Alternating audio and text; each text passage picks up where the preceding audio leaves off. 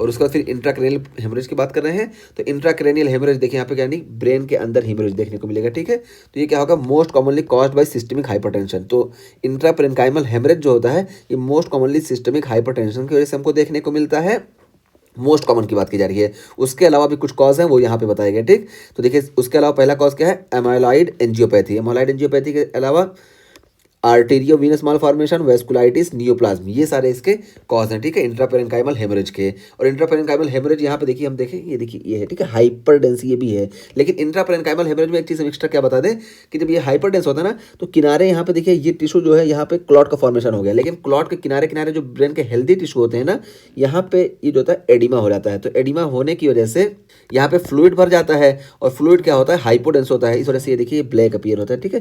तो ये जो होता है ये फाइंडिंग होती है इंट्रापेरेन्काइमल हेमरेज की। जबकि हम बात करें एक्स्ट्रा पेरेन्काइमल हेमरेज की, यानी ये देखिए इन सब में, तो इन सब में हमको ऐसा कुछ नहीं देखने को मिलेगा। ये देखिए यहाँ पे कोई ब्लैकिश लाइन हमको नहीं देखने को मिल रही है, ठीक है, क्योंकि यहाँ पे ब्रेन टिश्यू इन्वॉल्व ही नहीं है। तो यहाँ पे इन्फ्लामेशन नहीं हुई, यहाँ पे फ्लूइड नहीं आया, ठीक, किसी में भी, ठीक है। सब में आप देखेंगे, यहाँ पे भी देखिए। तो ये सारी चीज़ें हम बता दिए। यहाँ पे भी आप देखें, ये देखिए कोई ब्लैक लाइन नहीं है। जबकि इंट्रापेरेन्काइमल हेमरेज में यहाँ पे आप बिल्कुल क्लियरली देख सकते हैं कि देखिए ये ब्लैक लाइन यहाँ पे हमको दिख रही है, ठीक। तो ये हम पॉइंट बता दिए कि हम सिटी में कैसे फाइंड करेंगे, ये चीज़ हुई। और इसके हम कॉज की बात करें, मोस्ट कॉमन ये सिस्टमिक हाइपरटेंशन की वजह से होता है। दूसरे कॉज भी है, वो सब हम यहाँ पे बता दिए। और ये देखिए अमाइलॉइड एंजियोपैथी के बारे में बताया गया क्या होता है, तो recurrent lobar haemorrhagic stroke in older adults. तो ये अमाइलॉइड एंजियोपैथी ये कॉज क्या करता है, recurrent lobar haemorrhagic stroke in older adult. तो ओल्डर एडल्ट में ये रिकरेंट हेमरेजिक स्ट्रोक कॉज करता है, ये चीज़ हुई। और उसके बाद फिर देखिए बताया गया कि एक और कॉज क्या हो सकता है कि secondary to reperfusion injury in ischemic stroke. तो इस्चेमिक स्ट्रोक में रीपरफ्यूजन इंजरी की वजह से भी हमको देखने को मिलेगा। क्यों, तो देखिए मान लो यहाँ पे देखिए इस्चीमिया हो गया। अब इस्चीमिया के बाद यहाँ पे रीपरफ्यूजन हो रहा है, तो रीपरफ्यूजन पे यहाँ पे जो होता है प्रेशर भी ज़्यादा होगा, फ्लो बहुत तेज़ होगा, इस वजह से भी यहाँ पे देखने को मिल सकता है, ठीक है। तो ये चीज़ हुई सेकेंडरी, लेकिन ये चीज़ होता है। और उसके बाद फिर देखिए हाइपरटेंसिव हेमरेज क्या होता है, तो हाइपरटेंसिव हेमरेज जिसको हम चारकॉट बाउचार्ट माइक्रोएनिज्म बोलते हैं, मोस्ट ऑफन अकर इन पुटामन या ग्लोबस प्लेडियस ऑफ बेसल गैंग्लियन, ठीक है। तो देखिए हाइपरटेंसिव हेमरेज मोस्ट कॉमनली हमको देखने को मिलता है पुटामेन में या ग्लोबस पैलेडियस में।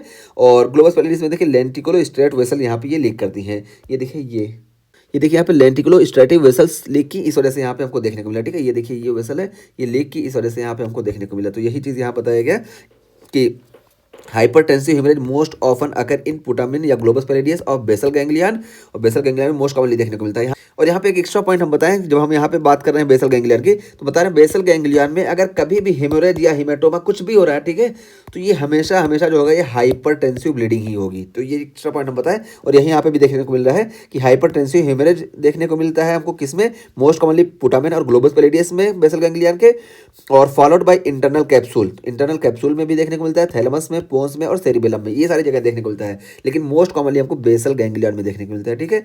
और इसको देखिए हम चारकॉट बूचर्ड माइक्रो एन्यूरिज्म बोलते हैं। तो ये चीज़ हो गई हमारी, यहाँ पे देखिए ये, ठीक, ये हुआ। और ये देखिए सेरिबेलम में भी हमको देखने को मिल सकता है। तो देखिए सेरिबेलम में यहाँ पे देखिए देखने को मिला, ठीक। यहाँ पे भी देखिए हम किनारे किनारे देखेंगे तो देखिए हमको हाइपोडेंस एरिया देखने को मिलेगा, ब्लैकिश एरिया, ठीक। तो ये हमारा टॉपिक कंप्लीट हुआ इंट्राक्रेनियल हेमरेज का। तो इसमें हम दो टाइप की बात की, इंट्राएक्सियल और एक्स्ट्राएक्सियल। इंट्राएक्सियल की हम बात की, देखिए ये होता है, और यहाँ पे होता है मोस्ट कॉमनली हमको बेसल गैंग्लियन में देखने को मिलता है, ठीक है। और एक्स्ट्रा एक्सियल में हम बात करें तो ये हम तीन टाइप की बात की, और तीनों में हम शेप से ही डिफाइन कर लेंगे। और उसके अलावा बहुत सारी की फाइंडिंग है जो हम यहाँ पे बात कर चुके हैं।